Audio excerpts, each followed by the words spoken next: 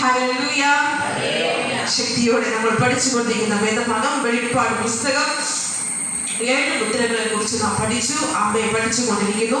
അതിലെ 7ഉം 8ഉം നമ്മൾ കണ്ടിന്യൂ ചെയ്ത് പോവുകയാണ്. 7ഉം 8ഉം നമ്മൾ കണ്ടിന്യൂ ചെയ്ത് പോകുന്നു. നാം പഠിച്ചുകൊണ്ടിരിക്കുന്നത് അമ്മയെ നാം ഹല്ലേലൂയ എന്താണ് അമ്മയെ മധ്യാകാശത്ത് ആമേ നാം എടുക്കപ്പെടുന്നു. അതിനുശേഷം ആമേ ഭൂമിയിലായിരിക്കുന്ന വ്യക്തികളെ കുറിച്ചും അതിനുശേഷം ഒരു ഉപദ്രവ കാലഘട്ടം ഉണ്ടെന്നും നാം പഠിച്ചു. അപ്പോൾ പഠിക്കുന്നതിനിടയിൽ നാം കുറച്ച് കാര്യങ്ങൾ ഇങ്ങനെ പറഞ്ഞു. ആരൊക്കെയാണ് ആമേ ദൈവം മധ്യാകാശത്തിന് കാഹളത്തിന് ശേഷം ആരൊക്കെയാണ് ഈ ഭൂമിയിൽ പിന്നെ വസിക്കുന്നത്? ഈ ഉപദ്രവത്തിൽ യുദ്ധം ചെയ്യാൻ വേണ്ടി അല്ലെങ്കിൽ അതിന്റെ കഷ്ടത ഏൽക്കാൻ വേണ്ടിയിട്ട് ഉള്ളവർക്ക് നാം വ്യക്തമായി പഠിച്ചു. ഹല്ലേലൂയ. നിങ്ങളെല്ലാവരും എന്നോട് സപ്പോർട്ടായിട്ട് ഇരിക്കുക. ആരൊക്കെയാണ് പിന്നെ ഈ ഭൂമിയിൽ കിടക്കുന്നത്? എല്ലാം ഉച്ചത്തിൽ പറഞ്ഞാട്ടെ, പഠിച്ചതൊന്ന് പറഞ്ഞാട്ടെ.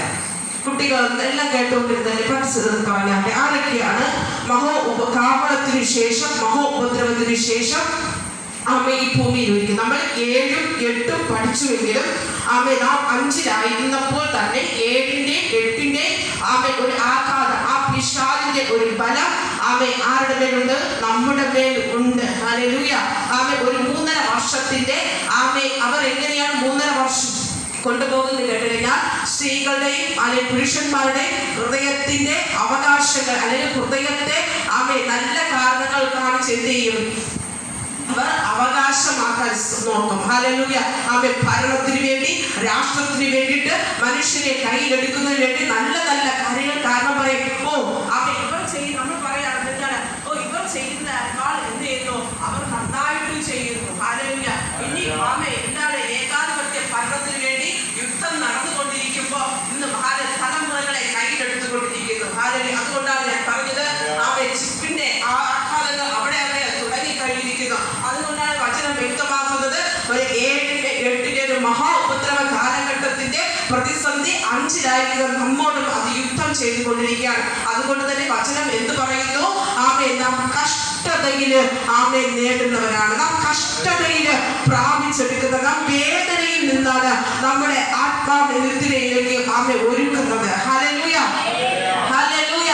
അതിനേക്കാളും കഷ്ടമാണ് ആരെന്ന് പറയുന്നത് ഈ ഭൂമിയിൽ കാഹളത്തിന് ശേഷം മറ്റു ചിലർ. എന്നാൽ ആരൊക്കെയാണ് നമ്മൾ പഠിച്ചു? കൂടുതലായിട്ട് നാം വചനം വ്യക്തമാക്കുന്നതിന് വേണ്ടിയിട്ട് ഗോത്രവർഗ്ഗക്കാരെ കുറിച്ച് നാം പഠിച്ചു. ഹല്ലേലൂയ.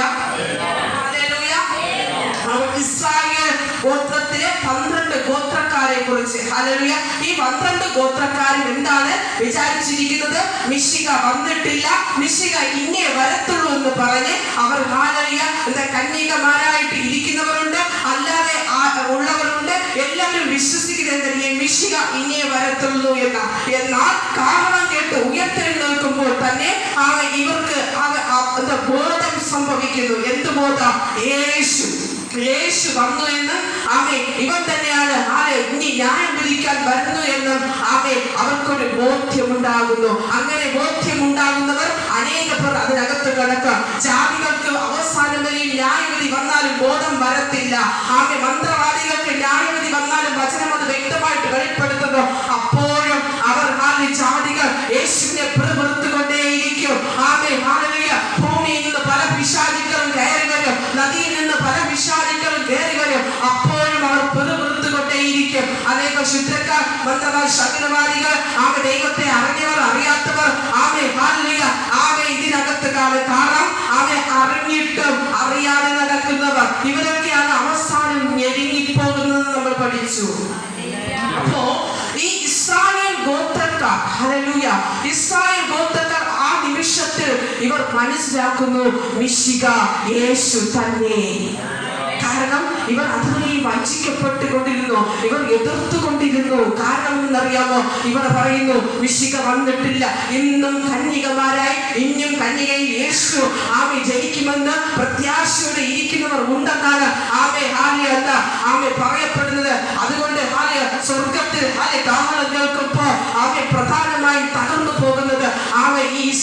ഗോത്രക്കാരാണ്. ഹല്ലേലൂയ. എന്നിട്ട് ആരൊക്കെയാണ്? അറിഞ്ഞിട്ടും അറിയാതെ അറിഞ്ഞുകൊണ്ട് ഉറക്കം നടിക്കുന്നവരാണ് പിന്നെ ഇതിനകത്ത് കിടക്കുന്നത്. പിന്നെ ജാതികള് ശുദ്രക്കാര്, വിഗ്രഹാരാധികള് ഒക്കെയും നാമോദയ ആരാധനക്കാർ. ഹല്ലേലൂയ. കാരണം യേശുവിനോടാണ് പ്രാർത്ഥിക്കുന്നതും യേശുവിനോടാണ് ആരാധിക്കുന്നതും. എന്നാൽ പരിശുദ്ധാത്മാവിന്റെ ശക്തി പ്രാപിക്കുകയോ ദൈവത്തിൽ നിന്ന് ജലത്താല് സ്നാനം ഏൽക്കുകയോ അവർ ചെയ്തിട്ടില്ല. അവർ യേശുവിനോട് പ്രാർത്ഥിച്ചു കൊണ്ടിരിക്കുന്നു. അതുകൊണ്ട് തന്നെ ബൈബിൾ വിളിച്ചു പറയുന്നു, ഇവർ നാമോദയ ആരാധനക്കാരെന്ന് വിളിച്ചു പറയുന്നു. ഹല്ലേലൂയ. എന്നാൽ അതിനകത്ത് അകപ്പെട്ടു പോകുന്നവർ നാമോദയ ആരാധനക്കാരൻ കാണും. ഹല്ലേലൂയ. എന്നാൽ അതിനകത്ത് അകപ്പെട്ടു പോകുന്ന മറ്റൊരു ആൾക്കാരുണ്ട്. ആരാണ്? അന്യഭാഷ പറയുന്നവർക്കാണ്, അത്ഭുതങ്ങൾ ചെയ്തവർക്കാണ്, അടയാളങ്ങൾ ഞാൻ ചെയ്തു എന്ന് പറഞ്ഞവർക്കാണ്, തെറ്റിപ്പോയവർ. കാരണം സ്നാനമേറ്റ് പരിശുദ്ധാത്മ പ്രാപിച്ച് യേശുവിന്റെ രക്തവും മാംസവും ഭക്ഷിച്ചിട്ട് തന്നെ ദൈവത്തിൽ നിന്ന് തെറ്റിപ്പോകുന്ന അനേകർ അന്നവർക്കാണ്. ഇവർക്കാണ് ഏറ്റവും കൂടുതൽ വേദന അതിനകത്ത് കടന്നു വരുന്നത്. ഹല്ലേലൂയ. ശക്തിയോടെ ബലത്തോടെ ഒന്ന് കരം അടിച്ച് ദൈവത്തിന് മഹത്വം കൊടുക്ക. എന്ന് ഞാനും നീയും യുദ്ധം ചെയ്ത് കഷ്ടതയിലും വേദനയിലും രോഗത്തിലും പ്രതികൂലത്തിലും സമാധാനമില്ലാതെയും നീ ദൈവത്തെ ആരാധിക്കുമ്പോൾ ദൈവ പൈതലെ നീ മറന്നു പോകരുത്. നിന്റെ ആത്മാവിന് വേണ്ടിയാണ് നീ യുദ്ധം ചെയ്യുന്നത്. ഹല്ലേലൂയ. ശക്തിയോടെ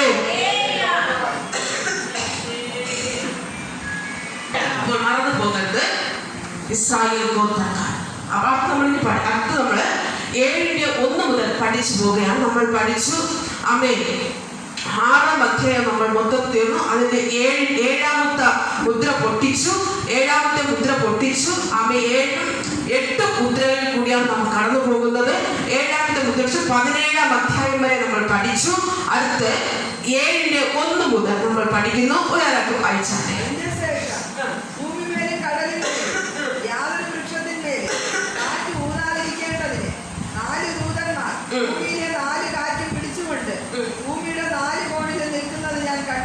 നിർത്തിക്കൊള്ളേ. അപ്പോ അതിനുശേഷം ഇവർ ജനം കടന്ന് നിലവിളിക്കുകയാണ്. ഹല്ലേലൂയ. കാരണം നേരത്തെ പറഞ്ഞതുപോലെ ഈ ഗോത്രക്കാരെ ദൈവത്തിന് ആവശ്യമുണ്ട്. ഹല്ലേലൂയ.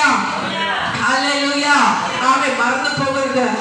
ദൈവത്തിന്റെ ആലയമായി യെരൂശലേം ദേവാലയം പണിയണമെങ്കിൽ ഇവർ തന്നെ വേണം. ഇവരുടെ ആയുധം തന്നെ വേണം. ഇവരുടെ സമ്പത്ത് തന്നെ വേണം. ഇവരുടെ ബലം തന്നെ വേണം. ഇവരുടെ കഴിവുകൾ തന്നെ വേണ്ടി വരും. കാരണം ഈ ഭൂമിയിൽ ദൈവത്തിന്റെ പ്രവചനം നിവർത്തീകരിക്കണം. ദൈവത്തിന്റെ ആലയമായ വിശുദ്ധ യെരൂശലേം എന്ന ദേവാലയം ഈ ഭൂമിയിൽ പണിതേ പറ്റത്തുള്ളൂ. ഹല്ലേലൂയ. അതിനായി ആര് വിശ്വസിക്കുന്നു? ഇസ്രായേൽ ഗോത്രം വിശ്വസിക്കുന്നു. അതിനുശേഷം ഭൂമിയിലും കടലിന്മേലും യാതൊരു വൃക്ഷത്തിന്മേലും കാറ്റ് ഊതാതിരിക്കേണ്ടതിന് 4 ദൂതന്മാർ ഭൂമിയിലെ 4 കാറ്റും പിടിച്ചുകൊണ്ട് ഭൂമിയിൽ 4 കോണിലും നിൽക്കുന്നത് ഞാൻ കണ്ടു. 4 ദൂതന്മാരെ കുറിച്ച് ഇവിടെ വ്യക്തമാക്കുന്നു. അവർക്ക് അതിനുള്ള ശക്തി ലഭിച്ചിട്ടുണ്ട്. അവർക്ക് അതിനുള്ള കാരണം 4 കോണിൽ നിന്ന് ഈ ഭൂമിയിലേക്ക് മനുഷ്യന്റെ മേലോ വൃക്ഷത്തിന്റെ മേലോ യാതൊരു തരത്തിലും കാറ്റ് അടിക്കാതിരിക്കുന്നതിന് വേണ്ടിയിട്ട് ഈ ശക്തിയുള്ള ദൂതന്മാർ പിടിച്ചുകൊണ്ടിരിക്കുക. അപ്പൊ കാറ്റിനെ പിടിക്കുക എന്ന് പറഞ്ഞാൽ അത്രത്തോളം ബലം വേണം. ഹല്ലേലൂയ. എന്നാൽ ഇവിടെ ബൈബിൾ വ്യക്തമാക്കുന്നു, ഇവർ ദൈവത്തിന്റെ ദൂതന്മാർ അല്ല. ഹല്ലേലൂയ. ഒരു നാൾ അന്നാളിൽ ഇവർ ദൈവത്തിന്റെ ദൂതന്മാരായിരുന്നു. നമുക്കെടുക്കാം വേദപുസ്തകം, നമുക്കെടുക്കാം 9-ാം അധ്യായം 13-ാം വാക്യം ഒന്ന് വായിച്ചാട്ടെ. 6-ാമത്തെ ദൂതൻ ഊതി. അപ്പോൾ ദൈവസന്നിധിയിലെ സ്വർണ്ണപീഠത്തിന്റെ കൊമ്പുകളിൽ നിന്ന് ഒരു ശബ്ദം കാഹളമുള്ള 6-ാം ദൂതനോട് യൂഫ്രട്ടീസ് എന്ന മഹാനദീ തീരത്ത് ബന്ധിച്ചിരിക്കുന്ന 4 ദൂതന്മാരെ അഴിച്ചുവിടുക എന്ന് പറയുന്നത് ഞാൻ കേട്ടു. മതി, നിർത്തിക്കൊള്ളണമേ. അപ്പോ 4 ദൂതന്മാരെ എവിടെയാ ബന്ധിച്ചിരിക്കുന്നത്? യൂഫ്രട്ടീസ് എന്ന നദീ തീരത്ത് ബന്ധിച്ചിരിക്കുകയാണ്. ഇവർ ഒരു നാളിൽ ഈ ദൂതന്മാർ ഒരു നാളിൽ ദൈവത്തിന്റെ സന്നിധിയിൽ ഇരുന്ന ദൂതന്മാരായിരുന്നു. ഹല്ലേലൂയ. ഹല്ലേലൂയ. എന്നാൽ ഈ ദൂതന്മാർക്ക് ഒരു പിഴവ് പറ്റി. ഇവർ ഇവർ തെറ്റിലേക്ക് കടന്നുപോയി. നമുക്കെടുക്കാം യൂദയുടെ പുസ്തകം. മറന്നു പോകരുത്. യൂഫ്രട്ടീസ് എന്ന മഹാതീരത്ത് നദീതീരത്ത് ബന്ധിച്ച് ബന്ധിച്ചിരുന്ന 4 ദൂതന്മാരെ അഴിച്ചുവിട്ടു. അവർക്ക് നന്മക്കായിട്ടല്ല അധികാരം കൊടുക്കുന്നത്, മനുഷ്യരോടും ഭൂമിയോടും തിന്മ ചെയ്യുവാൻ വേണ്ടിയിട്ടാണ് ഈ 4 ദൂതന്മാർക്കും അധികാരം കൊടുക്കുന്നത്. യൂദയുടെ പുസ്തകം എടുത്തായിട്ട് യൂദയുടെ പുസ്തകം 1:6 വായിച്ചാട്ട്, തങ്ങളുടെ വാഴ്ച കാത്തുകൊള്ളാതെ സ്വന്തം വാസസ്ഥലം വിട്ടുപോയ ദൂതന്മാരെ മഹാദിവസത്തിന്റെ വിധിക്കായി എന്നേക്കുമുള്ള ചങ്ങലയിട്ട് അന്ധകാരത്തിന് കീഴിൽ സൂക്ഷിച്ചിരിക്കുന്നു. ദൈവത്തിന്റെ സന്നിധിയിലുള്ള ദൂതന്മാരായ, എന്നാൽ അവരുടെ വാഴ്ച, ദൈവം കൊടുത്ത വാഴ്ചയല്ല അവർ വേദപുസ്തകം പറഞ്ഞു ചെയ്തത്. ആ ദൈവത്തിന്റെ വാഴ്ചയെ അവർ തെറ്റിച്ചു. ദൈവം പറഞ്ഞ ആലോചനയ്ക്ക് വിരുദ്ധമായി അവർ ചെയ്തതുകൊണ്ട് സോദോം ഗോമോറയുടെ അടിമത്വത്തിൽ ഇവർ പാപത്തിലും മോഹത്തിലും ഈ ദൂതന്മാർ അന്നത്തെ കാലത്ത് ഒരു പ്രത്യേകതയുണ്ട് ദൂതന്മാർക്ക്. അവിടെ നിൽക്കട്ടെ, അവർ വീണു പോയത് കൊണ്ട് ഇവർക്ക് ദൈവം ശിക്ഷ കൊടുത്തു. ഇവരെ ചങ്ങലയിൽ ബന്ധിച്ച് ദൈവത്തിന്റെ ന്യായവിധിക്കായി ബന്ധിച്ചിരിക്കുന്നു. എന്നാൽ വെളിപ്പാട് പുസ്തകത്തിലേക്ക് കടന്നു വരുമ്പോൾ ഈ 4 ദൂതന്മാരെ കുറിച്ച് പറയുന്നു. അവരെ എവിടെയാണ് ബന്ധിച്ചിരുന്നത്? നദീതീരത്ത് ബന്ധിച്ചിരുന്നു. എന്നാൽ അവരെ അഴിച്ചു വിടുക എന്ന് ദൈവത്തിന്റെ ആലോചന വരികയും ആ ആലോചനയിൽ അവർക്ക് ഈ ഭൂമിക്ക് വിരോധമായി നിൽക്കാൻ ശക്തി ലഭിക്കുന്നു. ഹല്ലേലൂയ. ശക്തിയോടെ അതാണ് നാം 8ാമത്തെ മുദ്ര പൊട്ടിക്കുമ്പോൾ അവിടെ കാണുന്നത് യൂഫ്രട്ടീസ് എന്ന നദീ തീരത്ത് ബന്ധിച്ചിരുന്ന 4 ദൂതന്മാരെ ഞാൻ അഴിച്ചുവിടുക എന്ന് പറയുന്നത് ഞാൻ കേട്ടു. ഹല്ലേലൂയ. അപ്പോൾ നാം വീണ്ടും മടങ്ങി. അപ്പോൾ 4 ദൂതന്മാർ ആരാണെന്നും എവിടെ ഇരുന്ന ദൂതന്മാരാണെന്നും എന്നാൽ അവരിൽ ദൈവശക്തി ഇല്ല എന്നും വെളിപ്പാട് പുസ്തകത്തിലേക്ക് നാം കടന്നു വരുമ്പോൾ അവർക്ക് ദേശത്തിലെ മനുഷ്യരെ നശിപ്പിക്കുന്ന രീതിയിൽ അധികാരം ലഭിക്കുന്നു. എന്നാൽ അതിന് ശേഷം ഭൂമിയിലും കടലിന്മേലും യാതൊരു വൃക്ഷത്തിന്മേലും കാറ്റ് ഊതാതിരിക്കേണ്ടതിന് 4 ദൂതന്മാർ ഭൂമിയെ 4 കാറ്റും പിടിച്ചുകൊണ്ട് ഭൂമിയുടെ 4 കോണിൽ നിൽക്കുന്നത് ഞാൻ കണ്ടു. അവർക്ക് എന്തൊന്നും അധികാരങ്ങൾ കിട്ടിയ ഈ കാറ്റിനെ പിടിച്ചു നിർത്തുവാനുള്ള ശക്തി അവർക്ക് ലഭിച്ചു. ഹല്ലേലൂയ. അപ്പോ ഇത് മറ്റൊരു ദൂതൻ ജീവനുള്ള ദൈവത്തിന്റെ മുദ്രയുമായി കിഴക്ക് നിന്ന് കയറുന്നത് കണ്ടു. ഹല്ലേലൂയ. ശക്തിയോടെ ഈ 4 ദൂതന്മാർ നിൽക്കട്ടെ.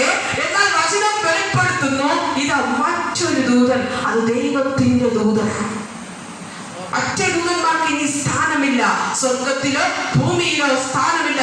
അവർക്ക് ബൈബിൾ പറയുന്നു തീ എന്ന നരകത്തിലേക്ക് ന്യായം വിധിക്കാൻ വെച്ചിരിക്കുന്ന ദൂതന്മാരാണ്.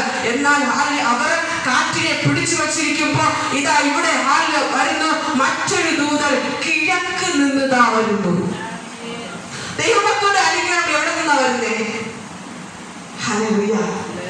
ശക്തിയോടെ കിഴക്കേ വാതിലൂടെ നമ്മൾ വിശ്വസിക്കുന്നു. നമ്മൾ ദൈവത്തിന്റെ ആത്മാവ് പഠിപ്പിച്ച് നമ്മൾ വിശ്വസിക്കുന്നു. കിഴക്കങ്ങൊരു ഏതനുണ്ട്, ഏതനകത്ത് അനുഗ്രഹം മാത്രമാണ്. ഹല്ലേലൂയ.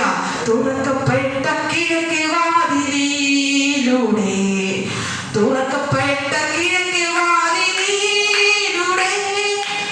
പാടാനില്ല. അപ്പൊ ആ തുറക്കപ്പെട്ട കിഴക്കേ വാതിലൂടെയാണ് ദൈവത്തിന്റെ നന്മയും ദൈവത്തിന്റെ ദൂതന്മാരും ദൈവത്തിന്റെ അനുഗ്രഹവും ദൈവമക്കൾക്ക് കടന്നു വരുന്നത് കിഴക്കേ വാതിലൂടെയാണ്. ഹല്ലേലൂയ. ഈ 4 ദൂതന്മാരും 4 കാറ്റിനെയും 4 ദിശയിൽ പിടിച്ചു വെച്ചിരിക്കുമ്പോഴും വചനം പറയുന്നു എത്ര പ്രതികൂല, എത്ര മാന്ത്രികം, എത്ര എതിരായി ശത്രു പിശാച് നിനക്ക് 4 കോണിനും ചുറ്റും നിന്നാലും ദൈവ പൈതലെ നീ വിശ്വസിക്കണം. നിനക്ക് വേണ്ടി കിഴക്കേ വാതിലൂടെ 4 സൈഡിൽ നിന്നെ ബന്ധിച്ചിരുന്നാണ്, 4 സൈഡിൽ നിന്നെ ശത്രു പൂട്ടിയിരുന്നാണ്. വചനം പറയുന്നു ദൈവത്തിന്റെ പൈതലെ, ദൈവത്തോട് പ്രാർത്ഥിക്കുന്ന, ദൈവത്തോട് ആരാധിക്കുന്ന, ദൈവത്തിൽ മുദ്രയിടപ്പെട്ട ദൈവ പൈതലെ, നിനക്ക് പ്രതീക്ഷ ഇല്ലായിരിക്കാം, നിനക്ക് പ്രത്യാശ ഇല്ലായിരിക്കാം. എന്നാൽ വചനം പറയുന്നു നിന്റെ കണ്ണുകൾക്ക് കാണാത്ത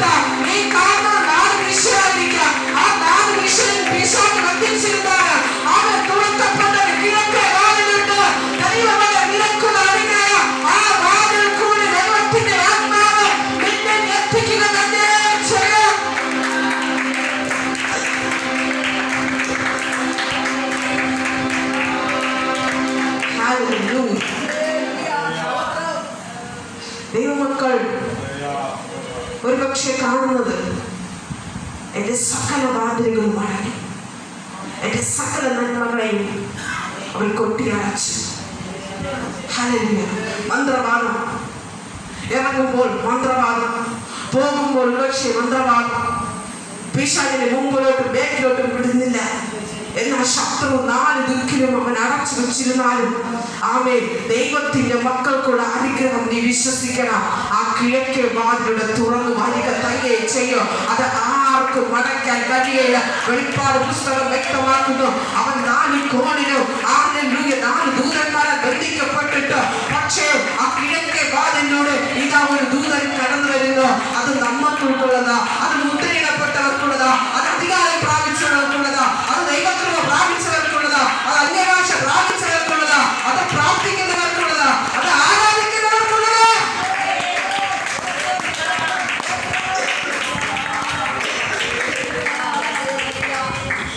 ഹല്ലേലൂയ, ഹല്ലേലൂയ. അപ്പോൾ നമ്മുടെ വാതിൽ, അതുകൊണ്ട് ദൈവപൈതലേ, നിങ്ങൾ ആരും നിരാശപ്പെടരുത്. എനിക്ക് തകർച്ചയാണ്, എനിക്ക് പ്രതികൂലമാണ്, ഇത് അവിടുന്ന് പ്രതികൂലം, ഇതാ ഇവിടുന്ന്. എന്നാൽ പ്രാർത്ഥിക്കുന്ന ദൈവമല്ല, അവൻ കിഴക്കേ വാതിലൂടെ, അവൻ കിഴക്കേ ഏതേൽ നിന്ന് നിനക്ക് ദൈവം ഒരുക്കി വച്ചിരിക്കുന്ന ഒരു ഏതേലുണ്ട്. ആ ഏതേൽ നിനക്ക് നന്മ വന്നുകൊണ്ടേയിരിക്കും. ഹല്ലേലൂയ. ആ വാതിൽ അടയ്ക്കാൻ ആർക്കും കഴിയില്ല. Hallelujah, hallelujah. ദൂതന്മാർ വരുന്നത്, ആ ദൈവത്തിന്റെ അനുഗ്രഹം വരുന്നത്, ദൈവത്തിന്റെ വെളിപ്പാട് വരുന്നത്, ദൈവത്തിന്റെ ദർശനം വരുന്നത്, ദൈവമക്കളുടെ അനുഗ്രഹങ്ങൾ വരുന്നത്, ദൈവമക്കൾക്കുള്ള നന്മ വരുന്നത്, സമ്പത്ത് വരുന്നത്, ആരോഗ്യം വരുന്നത്, ദർശനം, വെളിപ്പാട്, കാഴ്ചപ്പാടും വരുന്നത്, അത് കിഴക്കേ വാതിലുക. അത് ആർക്കും അധികാരം കൊടുത്തിട്ടില്ല, അതിനെ തൊടുവാൻ ആർക്കും അവകാശമില്ല, അതിനെ ആ വാതിലിനെ അടയ്ക്കുവാൻ ആർക്കും കഴിയുകയില്ല. യേശു അടച്ചാൽ മാത്രമേ ആ വാതിൽ അടയത്തുള്ളൂ. യേശു തുറന്നാൽ മാത്രമേ ആ വാതിൽ തുറക്കത്തുള്ളൂ. അതിനെ ഒരു ശത്രുവിനും തൊടാൻ അധികാരമില്ല. ആ വാതിലിനെ പൂട്ടുവാൻ ഒരു മന്ത്രവാദത്തിനും കഴിയുകയില്ല. പലപ്പോഴും പറയാറുണ്ട്, മന്ത്രവാദികളെ തകർത്താലും വേദനിപ്പിച്ചാലും അത് അല്പസമയം കഴിയുമ്പോൾ അത് പിന്മാറുന്നു, അത് ഓടിപ്പോകുന്നു. എങ്ങനെ സംഭവിക്കുന്നു? കിഴക്കേ വാതിൽ നിനക്കായി തുറന്നിട്ടിരിക്കുക. അത് ശത്രുവിന് അവകാശമില്ല. അതിനകത്തൂടെ ദൈവശബ്ദം നീ കേൾക്കും. ആ വാതിനകത്തൂടെ ദൈവത്തിന്റെ സാന്നിധ്യം നീ അറിയും. നീ കരഞ്ഞുകൊണ്ടിരിക്കുന്ന വിഷയം അതിനകത്തുനിന്നൊരു മറുപടി അതിലൂടെ കിട്ടും. അവനെ ബാക്കി 4 സൈഡും ശത്രു ബന്ധിച്ചാലും ശത്രു കാണാത്തൊരു വാതിലാണ് കിഴക്കേ വാതിൽ. അത് ദൈവത്തിന്റെ വാതിലത്രേ. അത് ദൈവമക്കൾക്കുള്ള കൂടാരമാണ്. ഹല്ലേലൂയ. ആശ്വാസമാണ്. ഹല്ലേലൂയ. വിടുതലാണ്. ഹല്ലേലൂയ. രോഗസൗഖ്യമാണ്, ഭൂതസൗഖ്യമാണ്. അതുകൊണ്ട് നമ്മൾ കാണാറുണ്ട്, നമ്മുടെ വിഷയം വരുമ്പോൾ അല്പസമയത്തേക്ക് മാത്രം ആ വിഷയം നമ്മുടെ മുമ്പിൽ നിൽക്കുന്നു. കുറച്ച് സമയം കഴിയുമ്പോൾ അത് മാറിപ്പോകും. അത് കിഴക്കേ വാതിൽ നമുക്ക് വേണ്ടി, ദൈവമക്കൾക്ക് വേണ്ടി. ഇന്ന് മകൾക്കാരും ഒരു പ്രവചനം കൂടി ഞാൻ പറഞ്ഞുകൊള്ളട്ടെ, ഒരു ദൂത് കൂടി ഞാൻ പറഞ്ഞുകൊള്ളട്ടെ. അങ്ങനെ ഇന്ന് മുതൽ ഈ സഭയ്ക്കായിട്ട് ദൈവത്തിന്റെ ആത്മാവ് ദൈവത്തിന്റെ വാതിലിനെ തുറക്കാൻ പോവുകയാണ്. ആകെ ചില അധികാര മുദ്രകളെ പൊട്ടിക്കുന്ന സമയമാണ്, ചില അധികാര പോരാട്ടങ്ങളെ മുദ്രകളെ അടിക്കുന്ന സമയമാണ്. ഇതിനകത്തുനിന്ന് പ്രാർത്ഥിക്കുകയും ആരാധിക്കുകയും ചെയ്യുന്ന ദൈവപൈതലേ, ആ നിന്റെ മുമ്പിൽ വാതിലുകൾ അടയത്തില്ല. നിനക്കായി സഭയ്ക്കകത്ത് ദൈവത്തിന്റെ ആത്മാവിന്റെ വാതിലുകളെ തുറന്നുകൊണ്ടിരിക്കുക. അധികാരത്തോടെ എനിക്ക് പകർക്കാനും പറയാൻ കഴിയും. അധികാരത്തിന്റെ അഭിഷേകത്തോടെ എനിക്ക് പകർക്കാനും പറയാൻ കഴിയും. കാരണം ഇതിനകത്ത് ചില അടക്ക വാതിലുകൾ ആണ് നിന്റെ പ്രത്യാശയെ അറുത്തു പോകുന്ന രീതിയിൽ, നിന്റെ പ്രത്യാശയെ ഭംഗം വരുന്ന രീതിയിൽ ശത്രു അണ്ടിച്ച ചില അടയാളങ്ങളുടെ മധ്യത്തിൽ പരിശുദ്ധാത്മ പറയുന്നു, നീ എന്തൊക്കെ ഈ സഭയ്ക്കകത്ത് ദൈവത്തിന്റെ ആത്മാവ് അവരെ ഒരു വാതിലുകൾ തുറന്നിടപ്പെടുക. പൂട്ടിയ ശത്രു അടച്ച സകല വാതിലുകൾ പേടിച്ചുകൊണ്ട് അവരെ സഭയ്ക്ക് അനുകൂലമായി, ദൈവമക്കൾക്ക് അനുകൂലമായി ദൈവം വാതിലുകൾ തുറക്കുകയാണ്.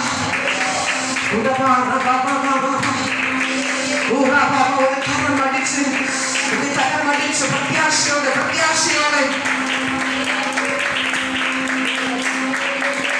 ഞാൻ തളർന്നു പോയാൽ നിങ്ങൾ ആരും തളരരുത്. ആമേൻ. ഒന്ന് പ്രത്യാശയുടെ കരം മടച്ചത് പ്രാപിക്കാൻ. ആമേൻ. നീ പ്രാർത്ഥിക്കുന്ന വിഷയം, ഇതിനകത്ത് നീ ഇന്നുകൊണ്ട് പ്രാർത്ഥിക്കുന്ന വിഷയം, ആമേൻ, ചില സഭയുടെ വാതിലിന് വിരുദ്ധമാണെന്ന് പോരടിക്കുന്ന ആമേൻ, ചില 6 വർഷത്തിന് കാഴ്ചപ്പാടിന് അനുഗ്രഹ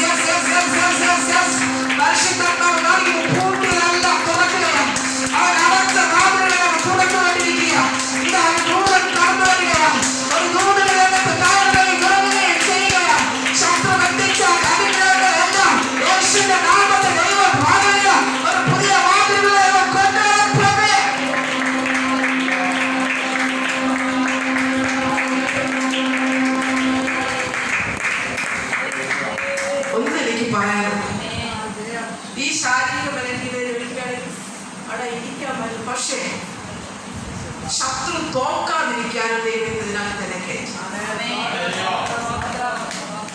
അതുകൊണ്ട് നിങ്ങൾ ആരും മൗനമായിരിക്കും. ഞാൻ ബലഹീനമായാലും നിങ്ങൾ ശക്തിപ്പെടണം. കാരണം സഭയ്ക്ക് വേണ്ടി നിങ്ങൾ ശക്തിപ്പെട്ടേ പറ്റത്തുള്ളൂ. കാരണം നിങ്ങളുടെ അനുഗ്രഹം ഏതെന്ന